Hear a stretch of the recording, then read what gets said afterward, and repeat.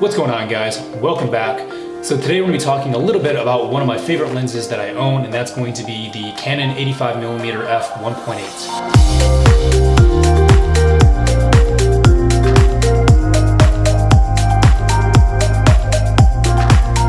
Alright, so why are we talking about this lens today? Well, quite frankly, it's just simply one of my favorite lenses that I own. This thing pretty much lives in my camera bag. It goes with me on virtually every shoot that I do, and it just doesn't get a whole lot of attention. Other lenses like the Canon 50mm f 1.8, that lens gets a lot of attention. There's tons of YouTube videos on it. A ton of people recommend it as a great budget buy, and rightly so. It's a fantastic lens. Matter of fact, Peter McKinnon just did a video on that 50 f 1.8 just a couple weeks ago. And so for the two of you who don't know who he is or haven't seen that video, I'll link to that video down below. But after watching that, it got me thinking, you know, what lenses do I own that I think are underrated, that not too many know about, and that would be a great budget buy for people. And immediately this 85 f 1.8 came to mind. And so yeah, I want to do a quick video talking about some of the reasons why I think it's such a great lens. Now, one of the obvious reasons why I like this lens is simply the wide maximum aperture. The f 1.8, again, like any other 1.8 lens, it's gonna be super useful for any sort of low light situation. So doing like nighttime portraits or low light portraits, doing reception shots for weddings where the lights are dimmed down low. Pretty much anywhere where you don't have a whole lot of light available, having that f 1.8 is gonna let in a little bit more light, and that's gonna allow you to either raise your shutter speed, drop your ISO, or maybe both. And yeah, so for that reason, fantastic lens for that reason alone. Now again, having the f 1.8 is also useful because it's going to allow you to get that better background blur, right? Having that wider maximum aperture is going to give you more separation between your subject and your background. It's going to get you that better bokeh, and you know, we all love that nice looking buttery bokeh. So that f 1.8, two reasons right there why it's super useful to have that. So another reason why I really like this lens is simply the focal length itself. Just by the nature of its focal length, it produces just a tremendous amount of separation between your subject and your background. So when we talk about like compression on background, this will give you a lot more compression than say a 50mm will. And when we talk about compression, you can kind of think about it in terms of like slicing the image in front of you. So if you've got your scene, imagine slicing it into a bunch of images kind of going out away from you, stacking like a loaf of bread going away from you. Now, if you think about it in terms of compression, we don't mean like compressing it this way. What we're really talking about is compressing it lengthwise. So imagine taking that loaf of bread, or a slice of bread for that matter, and putting it between your hands and like compressing it together this way. Well, you can imagine what's going to happen, right? That loaf of bread or that slice of bread, it's going to expand outwards from your hands this direction.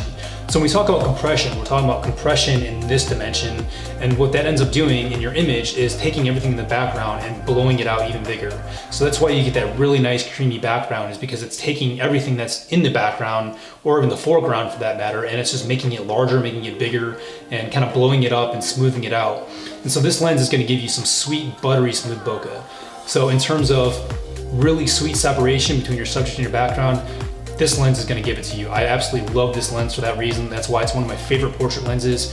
I mean, it just looks like your model or whoever you're photographing is almost photoshopped on your background, especially if you're using really good lighting. And yeah, so 85mm, fantastic focal length, gets you some really great images for that reason alone. Now, another reason why it's a great lens is simply, I think it's a tremendous value for the money. It's not as cheap as the 50. The 50 f 1.8, it's going to run you about $100, $125 brand new, which is tremendous value, and that's why a lot of people recommend it as a great first budget lens, just because it's tremendous value for the price. And now this is a little bit more money than the 50, but it's not by a lot. So brand new, this is going to be about $350 from your major retailers like B&H or Amazon.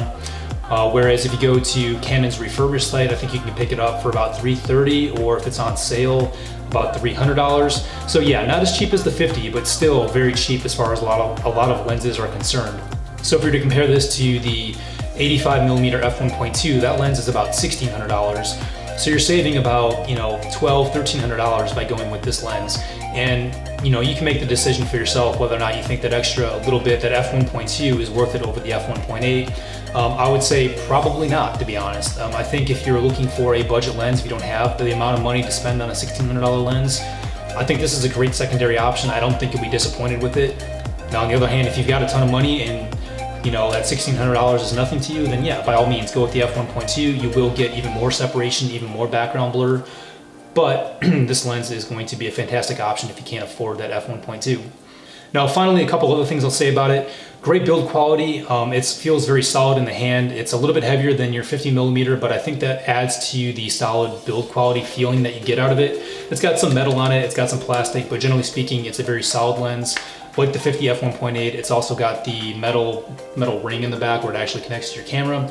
So it's a solid lens. I think you can buy this lens and be assured that you're gonna have it for years of use. And the other thing I'll say about it is this lens is very sharp, especially for portraits. When that autofocus locks in on that near eye and you zoom in that 1:1 back in Lightroom, tack sharp. Love this lens for that reason as well. Just super sharp images that I get out of this thing. So all around fantastic lens, absolutely fantastic images that I get with it. Definitely one of my favorites, especially for portraits, always in my camera bag. Almost never leave home without it. Now, a couple of things to note about this lens. If you're gonna use it on a crop frame camera, it's going to be, the equivalent focal length is gonna be roughly like 135, 136mm. So that's gonna be pretty far telephoto, and it does have a pretty far minimum focusing distance. So if you're gonna use it for something like product photography, it might not be the best option just because you're gonna have to be pretty far from your subject. So I would say if you're gonna be shooting maybe larger objects for product photography, it might still work. But if you're just gonna be doing something like portraits, it's still gonna be a fantastic lens. I would still highly recommend picking one up. Now, the only other thing I'll mention about this lens is that it doesn't have image stabilization. So if you're thinking about using this lens for video, it may not be the best option unless you're planning on just locking it off on a tripod. Otherwise, yeah, without image stabilization and being that far as medium telephoto lens, it's probably not going to be the most stable image. But you could probably pull it off if you're pretty careful, or if you're using maybe something like a Steadicam, it might work. But if you're going to be doing anything handheld, I definitely wouldn't suggest it as your primary video lens. All right, guys, well, that's really about it. Those are just some of the reasons why I really love this 85 1.8 from Canon.